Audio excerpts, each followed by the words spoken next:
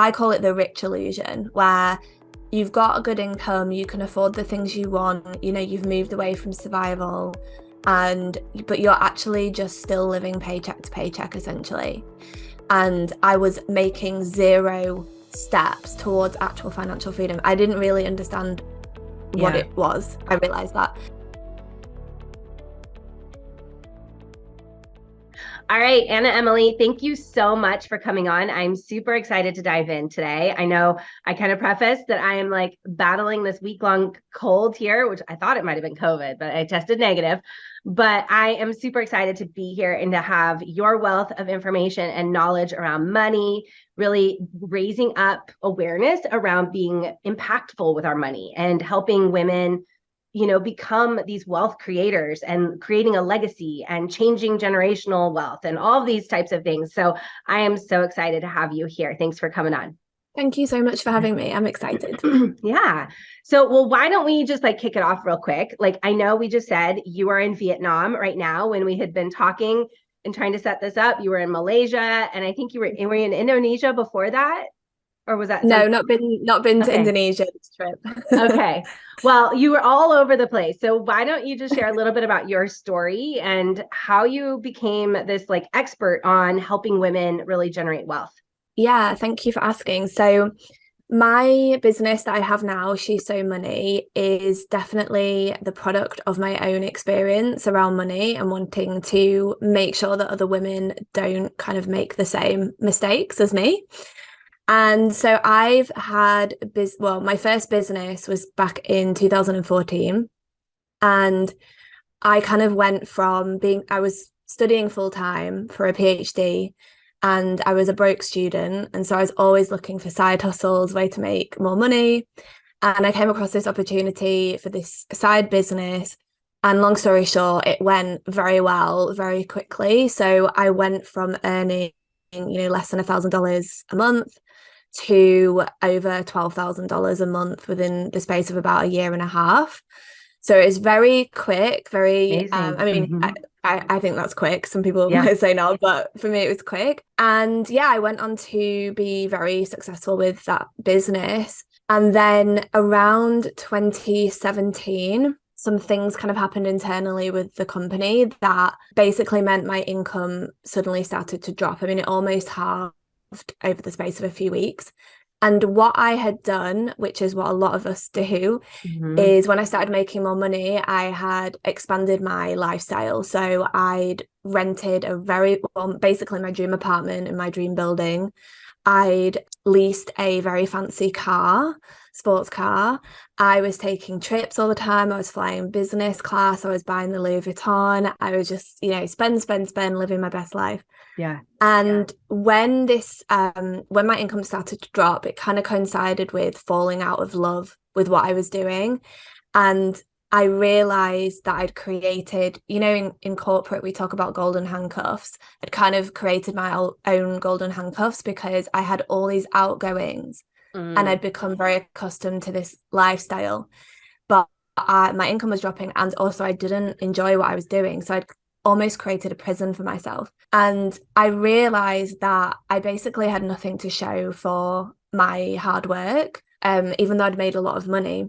So that kind of prompted me to go on a bit of a kind of personal finance journey. And I realized that I'd been very avoidant of checking my finances, didn't really, just kind of burying my head in the sand. Yeah, I just went on this big journey with that. And I started a second business, and that also went very well, very quickly.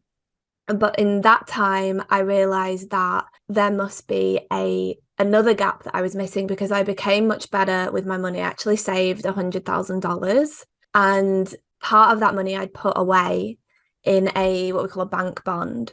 And I'd locked about 10 grand away for 2 years. And after it came back to me, I'd made about $100. I thought, oh my goodness.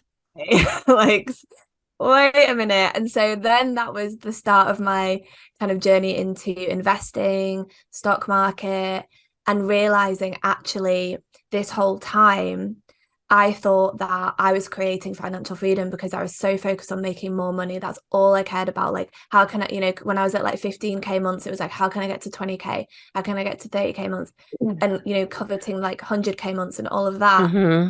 Actually, I call it the rich illusion, where you've got a good income, you can afford the things you want, you've moved away from survival, but you're actually just still living paycheck to paycheck essentially. And I was making zero steps towards actual financial freedom. I didn't really understand what it was. I realized that. So yeah, I started to learn all about that, and then it became very apparent that this just isn't something that especially women like we talk about, because not one single person said to me, oh, hey, you're earning quite a lot of money. Are you putting away, for retirement? Are you investing it? Are you making it work for you? Are you making sure you're not spending it all? Anything.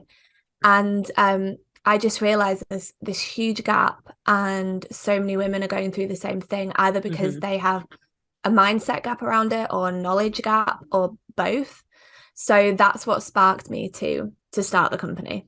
Yeah. Well, and it's amazing. And I think it is so needed, right? Like I kind of hate like the industry as a whole, like the coaching industry. It keeps putting this like, when you reach 100K years, like that's when you've made it, or when you've reached the 10K months, like that's when you've made it. And so many of us find is that like that number just keeps getting stretched. And like you said, the income and the lifestyle keeps getting stretched. And there is this gap, not just for business owners, but I think in general, there is a big gap in discrepancy around investing and knowing what to do with your money and to make your money work for you. And we were having this conversation even just recently with a friend of mine. And I was like, that's part of what separates like the poor and the wealthy, right? The poor either like you said, don't have the knowledge or they don't have the resources to actually invest. But even the middle class to upper middle class to wealthy, they have the availability to probably pocket away a little bit of money. And that little bit of money is going to help them increase that wealth exponentially when instead of working for the money, right? Instead of working for it all of the time. And I love this. And I think it's so important and so needed, especially for business owners, to be able to set yourself up for not just right now, but the one day when you don't want to be working or things shift or things change and you've created this system that's running for you instead of just always striving for those bigger months. So what would you say are kind of the biggest mistakes that you find women doing? I know you kind of highlighted some of them in your own story, but like some of those big mistakes that you find that women are doing when it comes to their money and money management. Yeah, great question. And I always like to preface this with the fact that I have a lot of women who talk to me on Instagram or become clients who have absolutely convinced themselves that they're bad with money. And I'm really wary of the language, because the thing is that for almost all of us, no one ever taught us how to be good with money for a start. And we're also battling against living in a society that actually actively encourages you to make not so great choices with your money. So when I talk about these things, I always say that because I don't want anyone to freak out. I was exactly the same. Most of my clients have been exactly the same. It's almost like, I get women asking me questions and they say, oh, I'm sorry if it's a silly question. I'm sorry if it's a stupid question. But I say, you wouldn't go to a neurosurgeon and say, oh, I'm sorry, it's a stupid question, but like, how does this part of the brain work? You're not expected to know how to do neurosurgery, just like you're not expected to actually know this stuff because no one teaches you. And you're mostly probably going to be operating in an environment where everyone else around you also doesn't understand, and you don't know what you don't know. So I just like to kind of, put that in context. But in terms of things that, where people are kind of going off piste with, if they have that intention of creating financial freedom, I think it's really knowing and understanding what it is. Because I was having a conversation with a 7-figure business owner just the other day, and she said to me, well, I don't want to retire. My husband and I, we don't want to retire. We've chosen that we need $10 million in the bank to, that's our number. And financial freedom And when we think about retirement, they're basically the same thing. It's just that everyone thinks retirement, you think you've got your grey hair and you like walking stick and you're, can't really do anything. You sat in a lounger. Financial freedom itself is essentially where your passive income can completely pay for your expenses. So it's getting to a point where passive, ideally completely passive or passive and semi-passive income streams will cover your expenses. So this isn't about, retiring and doing nothing. It's about being in a position where you're work optional. So you can choose what kind of work you do. If you work, and if you want to carry on with your business, amazing. But I've been someone who, when women say to me, but I love my business, I'd never want to retire. I felt like that with my first business. Like I honestly was like, I love this. I am never doing anything else in my life. Like I genuinely felt that in my body. A few years later, it was like, I can't do this anymore. So you're setting up that security for yourself. And it's one of I guess I find it so fascinating that so many people are like, yeah, but what would I do if I retire? I mean, you're freeing up like your time and your mental capital, which I always think is so important, especially for women. You can start companies for fun. Like there's so many men that build companies. They understand how the system works. They sell them, they invest the money, they live off their investments. They start companies for fun. And if you can start a company for fun and you've got the resources, you can start 3 companies, 2 of them will go bust and 1 of them works. And then you've made another 7 figures just for fun. And this is what they're doing, whereas women were like, oh, I don't know what I would do, but you could start companies for fun. You could volunteer, you could go and like help the environment or, teach kids English, or you could just make such an impact because you can still do your business if you want to, but it's really changing how you understand that both in terms of what it means for you and how you create it, because you have to move away from active income, which is where you're actively working in your business, you're having to generate sales, and you're moving into passive income. And I call it a wealth ecosystem. So you're thinking of all the things you can, funnel those income streams in. And obviously investing is a huge part of that. So in terms of there's definitely that, like the understanding of what it really is. Being avoidant with your finances is another big one that I see, which again I totally get. I've done it before, but you have to know what's going on, especially in your business, because again a lot of women are, and I was exactly the same, like, oh, I've made 10k cash or whatever, 5k cash, but if you're not knowing what's going out, you can be making 5k and spending 5k, making 5k and spend, and you feel like you're okay because you can afford everything, but you're not building financial freedom at all because you're not building reserves and you're not investing. And saving your money is actually such an important skill. You cannot build wealth without being able to save your money.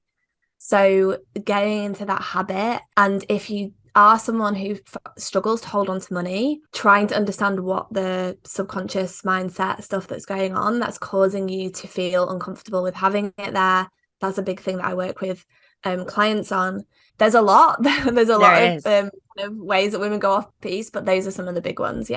Yeah, no, I think that that's so true. And I think it was a few years ago, I read the book Profit First, and I went back and I was like looking through my money and I was like, oh my gosh, I'm like so overspending. Like I'm spending out all this money with the mindset of like, it's going to pay me back down the road. Like this is going to be great. Until I got to a place where I was like, oh my gosh, I have so much debt in my business. Like, what did I do? Because you were so focused on that goal and the dream. And like, I'm investing in the future down the road, that it gave me almost like this subconscious permission to not pay attention to it until it got too big. Right. And so I went back and I like read that book, Profit First, and I made a very intentional effort since then to even put the smallest, like you talked about, like the smallest little bits of savings or the smallest little bits of whatever to help create that habit, to help change those subconscious beliefs around saving money and building that up. And I think that's really, really, really powerful for people. And I love that you brought in the definition of financial freedom, because I think it does get thrown around a lot where people are like, I want financial freedom. Like that's a lot of what my clients come to me. They're like, I want to build a life that has financial freedom. And then the same thing, like I've never sat there and like actually defined what does that look like? What does financial freedom mean? And I love that you brought that up and like gave some tangibility to it, because it is such a term that gets thrown around so often in the space. Yeah, 100%. And going back to the Profit First book, which is an amazing book, and actually I only read it recently and realized that the money management system I teach my clients is almost identical, which was interesting. But I think that with that kind of constant chasing more income, more growth, and like you were saying, like that, you know, I was going to pay off down the road, it's really important. And he talks about this in the book. He has this conversation with a woman where she's like, yeah, but I'm investing to make more sales. And he's like, Yeah. but why do you want more sales? And she's like, I want to make more money. And he's like, okay, well, why do you want to make more money? She's like, because I want to make more money. And he's like, yeah, but why? And he's like, if you're always chasing more money, it's like, but you're always in this hamster wheel. And that kind of, and I do think that when you were talking about the coaching industry, especially personal development industry, there, you know, one of my clients actually, she called it, I think, the rich girl coaching lifestyle or something. And she came to me because she was making like $20,000 cash a month. And then she had some personal stuff going on, and she wasn't able to show up in her business, and her income completely plummeted. And she went from making 20 grand a month to worrying about how she was going to pay her rent. And I've seen that before. Like I remember seeing a Facebook post by a woman who was like, oh, I was making like 20-30K cash, and now I'm on food stamps like a month later. And so in terms of like building up those reserves and being aware of that from the start, it's not just like, oh, you feel like you want to take a couple of weeks off, you can. It's shit happens in your life that you have no idea about, and you don't want, the last thing you want to be doing is worrying about how you're going to pay your bills, how, you know, you don't want that for yourself. So I think, yeah, that kind of obsession with like, how do I grow, how do I make more money, it's like, whoa, just take a second and think about what, if you want financial freedom, that is being able to wake up and saying, I don't feel like working today, and that's okay, because I'm still making money. And I think, again, it gets twisted. Like, that's not, I've made $100 in course sales today. That's one part of it. That's a building block, but there's so much more than that. That's, you know, actually I've got like an investment portfolio that I can live off, kind of thing. So yeah, I'm glad that you brought that up, because it's so important. Yeah, no, and I think it is so true. And I know you brought up there like one building block, and I know there's like I don't know, the memes or the things that go around out there that like talk about that we should have at least 7 different streams of income. So I would be curious to hear your take on that. Like, what are those foundational blocks for somebody who is maybe even just starting out in their business? Because I know I have a lot of like new business owners.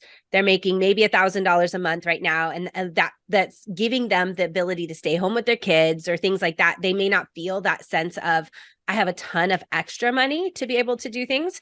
But if you were to give kind of those foundational blocks, like I said, even too, like to create those habits and create those systems so that it grows exponentially over time. Because that's the big thing too, right? Like with investments, it's all about time, like length over time. It doesn't even matter. We were talking about that the other day. Like my kids, when my oldest was born, I went and opened up a mutual fund account for her. And I was like, there's been times of our life where I've only been putting like $5 a month in there. And it wasn't about the $5. It's more about that longevity of time, number one. And then number two, just getting into that habit of like, this is what we do. So I would just love to know kind of your take on like, where should people be looking at building that wealth portfolio? What does that wealth portfolio look like? And what are kind of those steps that they should be taking, even if it right now feels like there is no extra splurge, like cash to be able to do that? Yeah, for sure. So yeah, I mean, obviously, you know, if you're just starting out and, you know, your primary motivation is, I want to quit my job or I want to make enough to stay at home, like amazing. And this, you know, in terms of, I know I say don't be obsessed with like making more and more money, but obviously there's, you know, the more cash flow you have, the better, if you know what to do with it and you're doing the right things with it. So in terms of business, when you're first starting out, you are like the employee. You do everything. You wear all the hats. And that can go on for quite a while until you have enough cash flow where it's like, okay, I can bring someone in to help. So to move from kind of being self-employed, I guess you would call it, to actually being an entrepreneur, a business owner, a really good book to read or an image to look at is The Cash Flow Quadrant by Robert Kiyosaki. So, you know, a business owner moves slowly from like working in the business, they're doing everything, to eventually they can step away and they have really it's systems and team that run it for you. Now, if you've got a personal brand, I think that's something that actually isn't talked about enough, that the long-term implications of that you need to be aware of, that if everything is on you and people are working, you know, and that happens a lot in the coaching industry of like, oh, people just want to be my energy, or like it's, you know, me. That's just something to be aware of, that something like that will be much, much, much harder to create freedom away from. And you want to, and if you're aware of that and it's something you do want to change, think about your products as being the thing that people want the product, and the fact that you deliver it or you're involved in it is just like the icing on the cake. But it's really those systems that then allow someone to either sell that business or step away and it's still making them money, but they now can then go and start a new business. So that would be like their first building block, was like, okay, that's making me this much money, but I've now got my time. I'm now going to go build something else. So, I mean, that's very long-sighted, but, you know, before that, you would be looking at how can I offer things that don't require my time? So more passive products, like online courses where people are going through some kind of funnel and they can buy, you know, digital products. So I guess it's always having that basic concept of how can I keep the money but free up the time, and you're slowly moving toward that. In terms of like outside your business, you know, investments, you've got like property, for example. If you invest in property, it can grow in value, and then when you come to sell it, or you can get rental payments, so that's an income stream. That's still, personally to me, if you're doing rental income and you're being a landlady, then that's still, I would put that in the semi-passive, unless you obviously outsource its management and things like that, which you can do, but you're still having to like manage the properties or whatever. In my opinion, it's really the only true passive income source is the stock market, because you know, there's two main ways to make money from the stock market. You buy the stocks, they grow in value, then when you come to sell them, you profit the difference. And so you buy the stocks and then you hold on to them for the long term. You're not doing anything. Like you buy them, that's it. Or some of them will give you dividends, which is where that company will give you a share of their profits. Again, you do absolutely nothing for it. You buy them and then you sit back and wait. And then, you know, you've got obviously investing in other businesses. So you can, you know, there's a really great woman I recommend everyone follow. I'll give you her details. Okay. But she's called Codie Sanchez, and she talks about she's kind of created her wealth empire by investing in boring businesses. So she buys car washes, laundromats.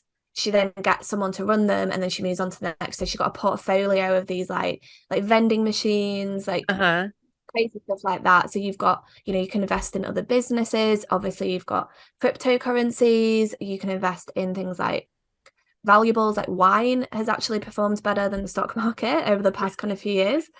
So there's lots to choose from, but these are all things that you're putting your money into, and they're compounding with little to no effort on your part. And so how you obviously structure that is completely up to you. But, you know, having that knowledge of that's kind of the goal of what you're going for, and you're spreading things around, like you're diversified. So yeah, I don't know if that was way too much information. I tend to get carried away, but I hope that makes sense.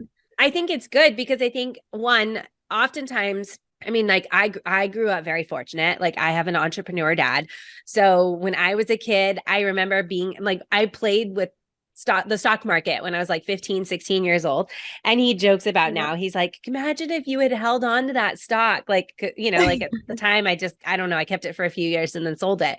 But I'm like thinking about that. Like, I felt so fortunate for that. Right. So I'm doing that same thing with my kids. Like my son, I mean, look, he's got a stack of money on my desk right now. He brought it over to me. He's like, Mom, can you put this in my account or whatever? And I'm like, sure, honey. Love that. Yeah. So he's like at some point going to have, by the time he, you know, graduates and is 18 or whatever, he's going to have a portfolio of stock that he's invested in over the time. And they're fun things, right? Like he's buying Hasbro and Disney and Nintendo, or like all the things that are like fun for him. It's probably not the best like financial choices, but it's making it something that he enjoys and hopefully over time is going to pay off. So I feel like I've been fortunate and I'm carrying that over with my kids.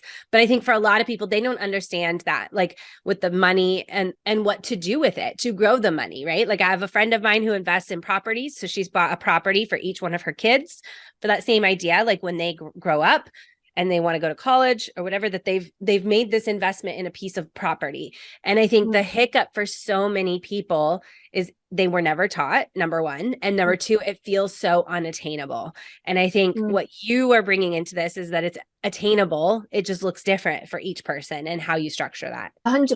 And I think, you know, it is important to talk about these things that, you know, I mean, I grew up very privileged as well, and I'm very privileged. My parents never unfortunately talked to me about investing or anything like that. I don't know why. I spoke to my parents about it and I was like, when I started making all that money, why didn't you tell me to like you could probably tell I'm from England, so we have pensions there, and I didn't have a pension. I mean, I still don't. And that was one of the things, was like, oh, I don't have anything set up. And I was like in my 30s. So, but I did, you know, I was very privileged. I had a great education. So I've been able to be in a position where, you know, I can create this income to then, you know, luckily I've learned what to do with it.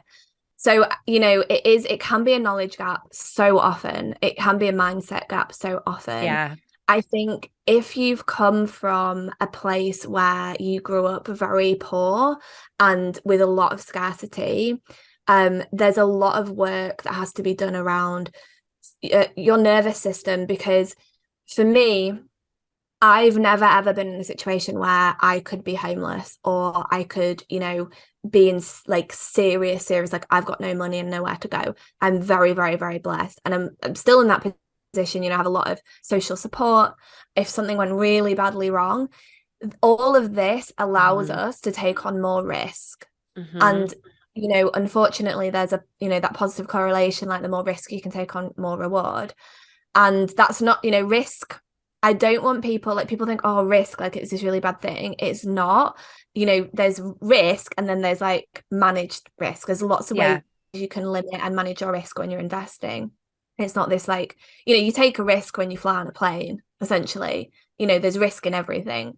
It's knowing about it and how to manage it. But if you've grown up where you've seen like someone you love, like become homeless because they ran out of money, or you yourself have experienced that, like, I don't know how I'm going to feed my kids, or something really extreme like that, it's very understandable that you would be very wary of things like investing, because it's like, oh, I'm putting my money somewhere where maybe I can't get it, or I could lose it, or I could lose everything again. So definitely, like, if that's something you resonate with, you know, be kind to yourself and do the nervous system work and start very, very small. Like, I have a client, she's a past client, but she experienced homelessness, and even though we've done a lot of work together, she still hasn't started investing. And I know it's because it's like, you know, I need to hold on to this money because I don't know, like, I'm scared it's going to run out.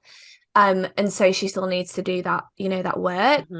So yeah, there can be lots that's going on, and you know, mindset gap, knowledge gap, like financial trauma basically is what I would call it, that, you know, stops you from even wanting to look. But if you don't have that, and it's very much a thing of like, I don't understand it, or you know, there's a lot of myths around, especially stock market investing, like it's gambling, that you could lose all of your money, all of these things. So it's about educating yourself. And ultimately, I always say to my clients, there's always a trade-off with money. So you just have to decide if you think the potential reward of doing this, when you've educated yourself and you understand it as best possible, is going to be worth it for you.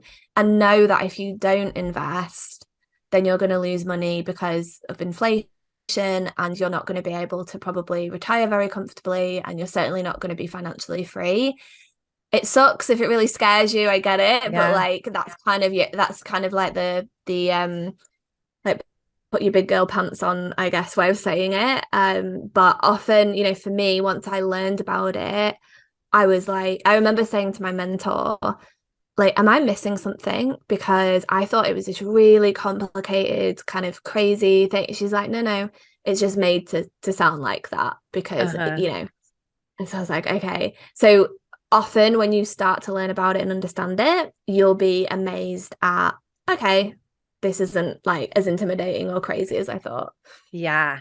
And I think that it's huge. It like you brought up too, like we all bring our own histories. We bring our own stories. We bring our own experiences.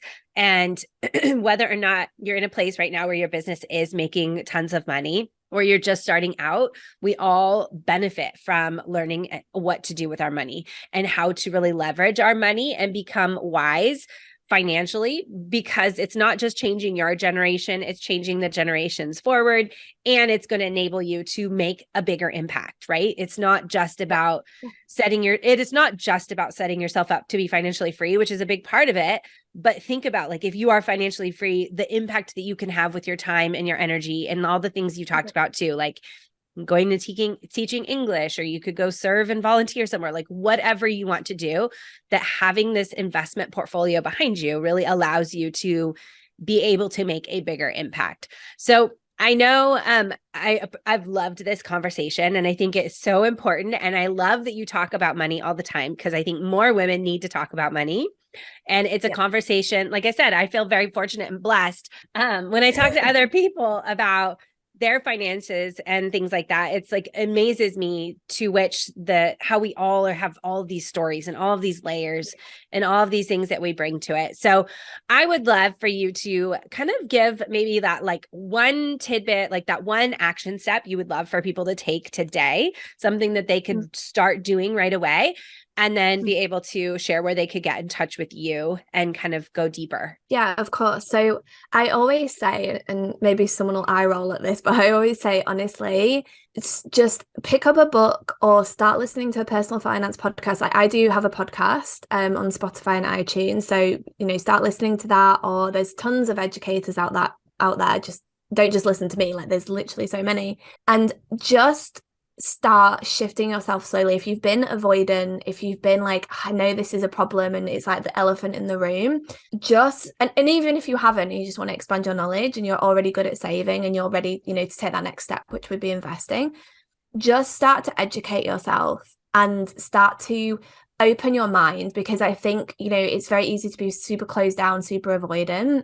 But if you just start, you know, little tidbits, whether it's a book or an audiobook or a podcast, just start the process of education, and that really is just going to be so powerful, and that will allow you then to shift into the more embodiment part and the behavioral part, where you're actually like, and I think I'll just say one thing that one of my new clients said the other day that I thought was really interesting was, she's like, oh, I never save like $5 or $10 because I feel like you know, I've got to save 1,000, otherwise there's no point.